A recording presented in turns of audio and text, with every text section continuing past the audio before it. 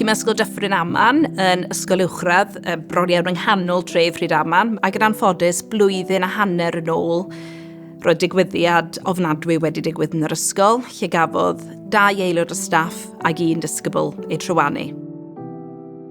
I saw Fiona on duty and I went over to have a chat with her. And then this girl just appeared, literally out of nowhere, and Fiona asked what she'd got in her pocket.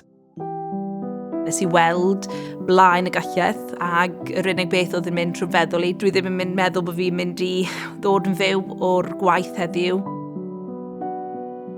As soon as I saw it was a knife, as soon as she lifted her arm, I got hold of her hands and I just pulled her back as hard as I could away from Fiona, and she was just stabbing and stabbing and stabbing. It was like holding a train. She was that strong.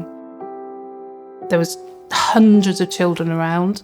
I just wanted to protect Fiona and protect everybody around her. She stopped for a couple of seconds maybe, and I thought, oh, maybe she's going to come. And then she just ran towards me and then stabbed me in the neck and stabbed me in my back twice. And then I just thought I was going to die. I thought, this is it. When I arrived on the scene, Liz and Fiona weren't in the area. I wasn't aware that she had a knife. It's at that point, as she ran towards the girl, that I saw the knife in her hand. I ran after her.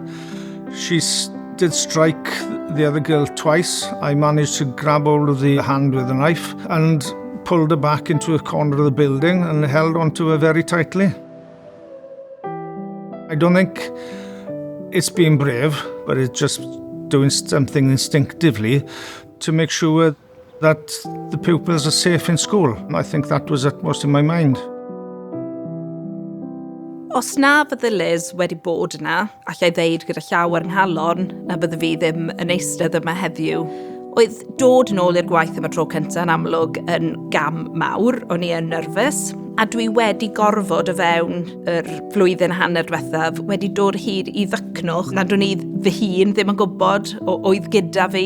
Dydyn ni byth yn mynd i allu anghofio hwn yn yr ysgol. Mae'n mynd i fod yn rhan o hunaniaeth yr ysgol am byth, ond mae e just yn dyst bod cymuned mor arbennig gyda ni yn yr ysgol.